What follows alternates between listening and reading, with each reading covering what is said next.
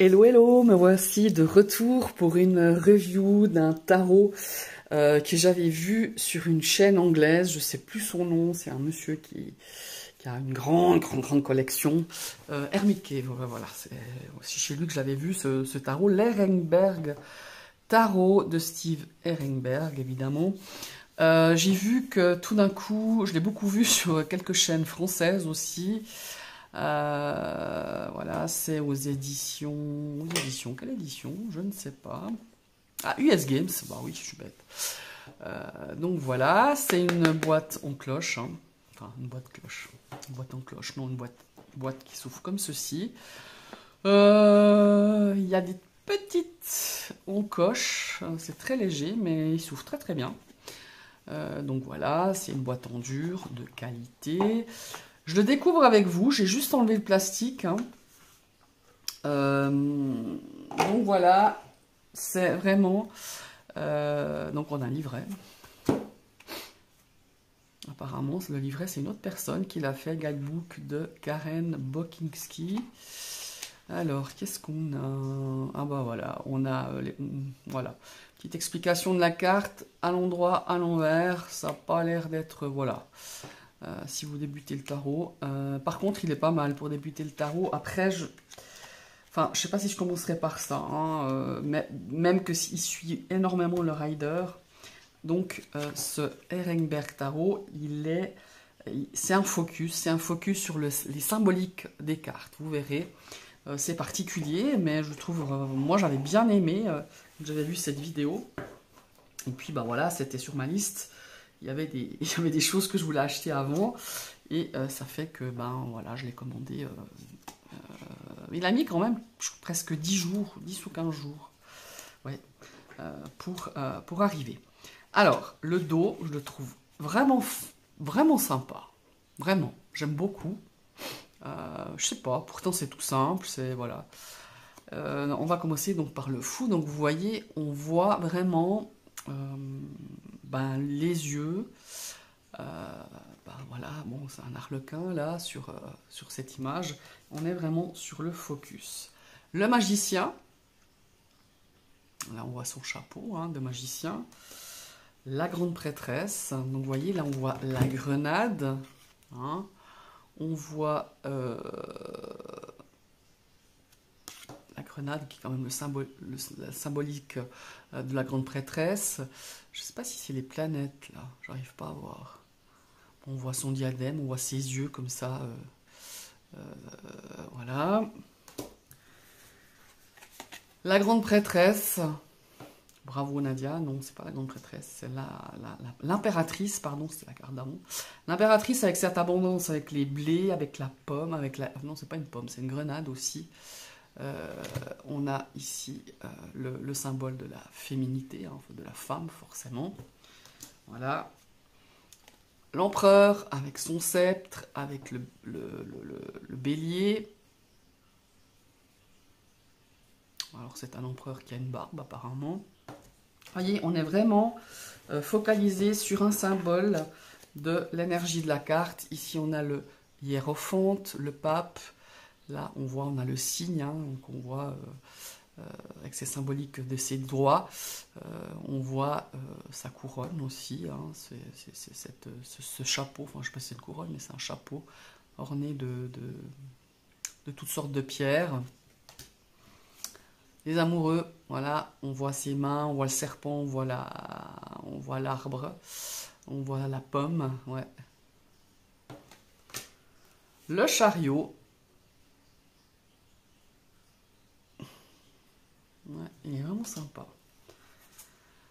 La force, c'est joliment bien fait. On voit le médaillon avec le lion. On voit cette chevelure de femme, ce corset. Ouais, c'est drôlement bien fait. L'ermite, on voit sa petite lanterne éclairée. La roue de la fortune. La justice, avec le marteau. On voit le visage qui a les yeux bandés aussi, de cette femme, de cette justice. Le pendu, on voit qu'il est pendu par les pieds, vous voyez. Ouais, il est vraiment sympa, moi j'aime beaucoup. La mort, voilà. La tempérance, on voit ses coupes, hein, ce fluide. Euh, voilà, on voit. Est-ce que c'est les ailes d'un ange là? Je sais pas. Mais en tout cas, on voit que c'est la tempérance. Le diable, on voit ses cornes. La tour. Alors là, on la voit en entier. Hein. Étonnant. L'étoile. C'est peut-être cette carte que j'aime le moins dans ce... Mais bon, voilà. Dans ce tarot. La lune. Le soleil. Le jugement. Avec la trompette. Ouais, je pense que c'est les ailes des anges aussi. Voilà. Et le monde. Oh, sympa. Avec les pieds d'une danseuse et ses ballerines. Ah ouais, c'est pas mal. Alors, l'as de coupe, le 2 de coupe. Voilà, on voit que c'est la fête. Là, on voit le 3 de coupe.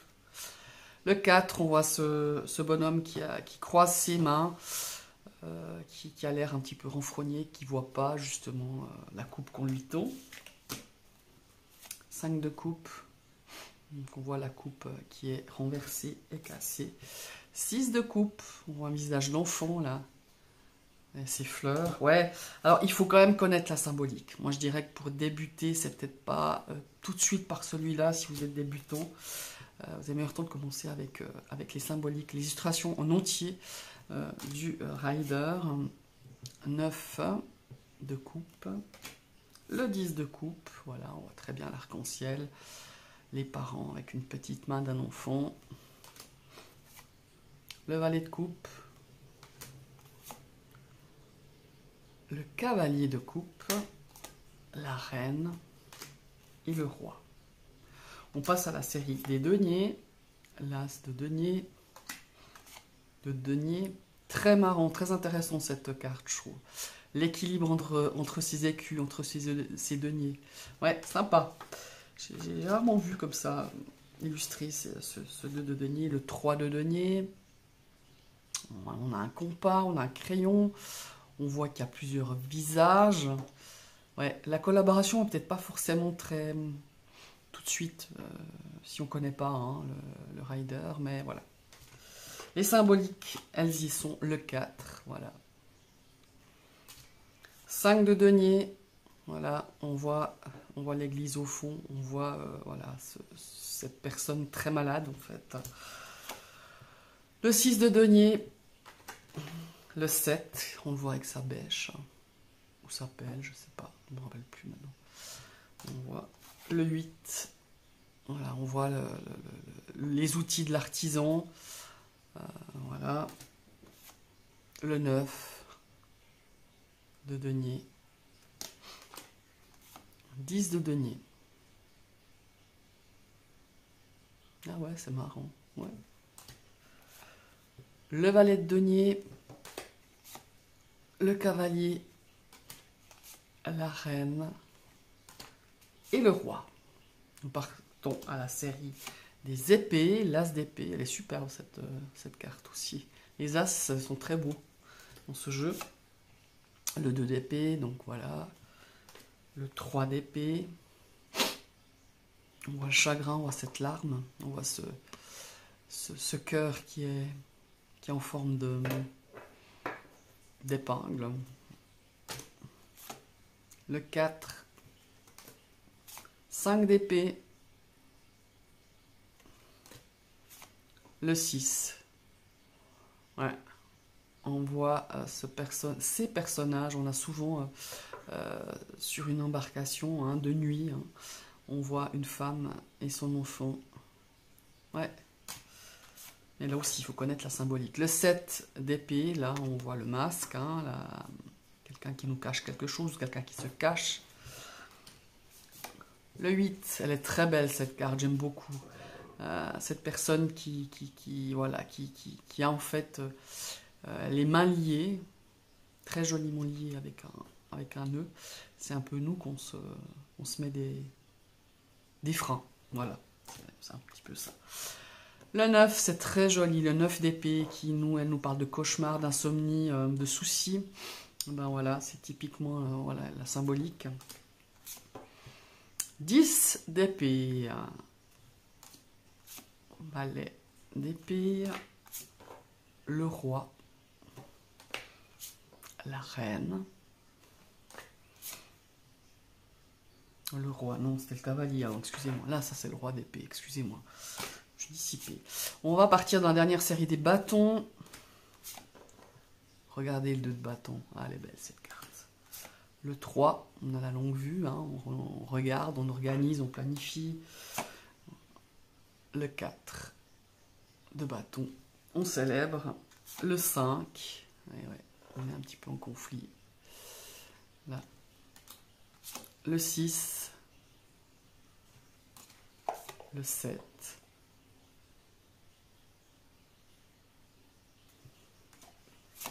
le 8,